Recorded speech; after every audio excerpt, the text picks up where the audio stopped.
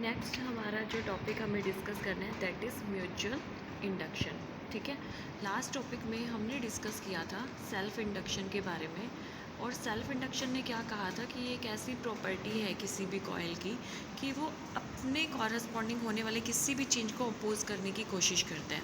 ठीक है, और उस चेंज को अपोज करने के लिए वो सर्किट क्या करता है, अपने अंदर एक ईएमएफ इंड्यूस करता है in the opposite direction as that of change of flux with respect to time। ठीक है, और उसी ईएमएफ के कॉरस्पॉन्डिंग एक करंट जो है वो सर्किट में प्रोड्यूस होता है। अब उसी का एक नेक्स्ट टॉपिक है that is known as mutual induction. तो इस इंडक्शन फिनोमिना में होगा क्या, हमें वो डिस्कस करना है। हमने कहा at the time of make and break of primary circuit an induced EMF is produced in the secondary coil even having no contact between them। मतलब क्या है कि अगर सेल्फ इंडक्शन फिनोमिना का यूज़ करके हम ये कहें कि ये आपकी एक प्राइमरी कॉइल है, जैसे ही आप इस प्राइमरी कॉइल के अंदर फ्लक्स को चेंज करोगे तो आपको पता है इसके अंदर एक ईएमएफ इंड्यूस होगा और उसके कॉरस्पॉन्डिंग इसमें से करंट फ्लो होना स्टार्ट हो जाएगा। ठीक है, तो म्यूचुअल इंडक्शन फिनोमिना ने ये कहा कि एक सेकेंडरी कॉइल जो कि प्राइमरी कॉइल के कांटेक्ट में ना होने के बावजूद, फिजिकल इनका कोई कांटेक्ट नहीं है, पर ये इसके पास एक डेफिनेट डिस्टेंस में सिचुएटेड है, तो जो ईएमएफ आपकी प्राइमरी कॉइल में आएगा वो म्यूचुअल इंडक्शन फिनोमिना से अपने आप सेकेंडरी कॉइल में भी इंड्यूस हो जाएगा और उस इंड्यूस्ड ईएमएफ को आप, उस इंड्यूस्ड ईएमएफ की वजह से जो करंट फ्लो हो रहा है उसको आप गैल्वेनोमीटर की हेल्प से डिटेक्ट कर सकते हो। ठीक है, फर्दर हमने कहा also the induced E current in the secondary coil at the break flows in the same direction as that of battery current in the primary coil।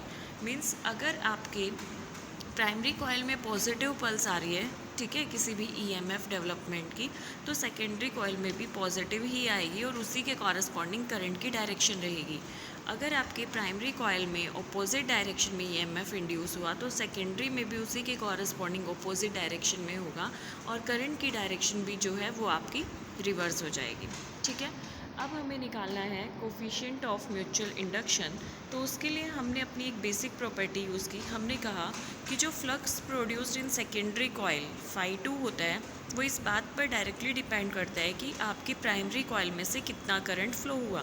ठीक है, तो हमने कहा कि flux produced in the secondary coil is directly proportional to current induced in the primary coil. यहाँ पर proportionality हटाकर हमने इक्वालिटी साइन यूज़ किया और प्रोपोर्शनैलिटी कांस्टेंट m यूज़ किया, जिसको जहाँ पर हमने m को कहा कोफिशिएंट ऑफ म्यूचुअल इंडक्शन। ठीक है, अब देखो हमें पता है फैराडे के सेकंड लॉ ने क्या कहा था कि जो इंड्यूस्ड ईएमएफ है वो इक्वल होता है negative of rate of change of flux through the coil. तो हमने यहाँ पर φ2 की वैल्यू सब्सटीट्यूट की, m कांस्टेंट था तो m को बाहर निकाला और डिफ्रेंशिएट किया हमने करंट का विद रिस्पेक्ट टू टाइम। और जब हमने इस इक्वेशन को सॉल्व किया तो आप यहाँ से m coefficient of mutual induction की वैल्यू निकाल सकते हो और आप इसको डिफाइन कर सकते हो कि coefficient of mutual induction is defined as the ratio of the negative of EMF induced in the coil per unit rate of change of current through the circuit. और यहीं पर आप इसकी यूनिट को डिफाइन कर सकते हो कि mutual inductance is said to be 1 henry whenever a current of 1 ampere per second flows through the circuit through a potential difference of 1 volt। ठीक है, सेम मेथड से आप डेफिनेशन दे सकते हो जैसा कि आपने सेल्फ इंडक्टेंस फिनोमेना में। अब यहाँ पर आपका नेक्स्ट क्या रहेगा कि हमने कहा also the φp flux linked with primary coil in case of solenoid.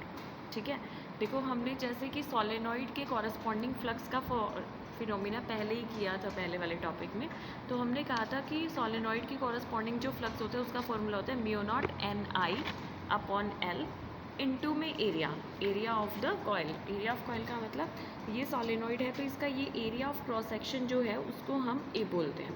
ठीक है, हमें निकालना है flux link with secondary solenoid. तो सेकेंडरी सोलेनॉइड में मान लो नंबर ऑफ टर्न्स है N2 और उसका एरिया भी कितना है A, तो हमने N2 A से मल्टीप्लाई किया देन हमें निकालना है ईएमएफ। तो ईएमएफ का फॉर्मूला हमें पता है, negative of rate of change of flux with respect to time होता है। तो हमने यहाँ इस इक्वेशन को यहाँ सब्सटीट्यूट किया, तो यहाँ सिर्फ करंट वेरिएबल है, इसलिए हमने क्या कर दिया, differentiation of current with respect to time.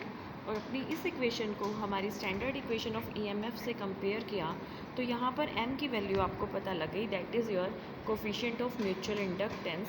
आप यहाँ से कंक्लूज़न क्या निकाल सकते हो कि जो कोफिशिएंट ऑफ म्यूचुअल इंडक्टेंस है वो डायरेक्टली डिपेंड करता है number of turns of primary coil, directly depend करता है number of turns of secondary coil, directly depend करता है area of cross section of both secondary and primary coil, and inversely depend on length of the solenoid.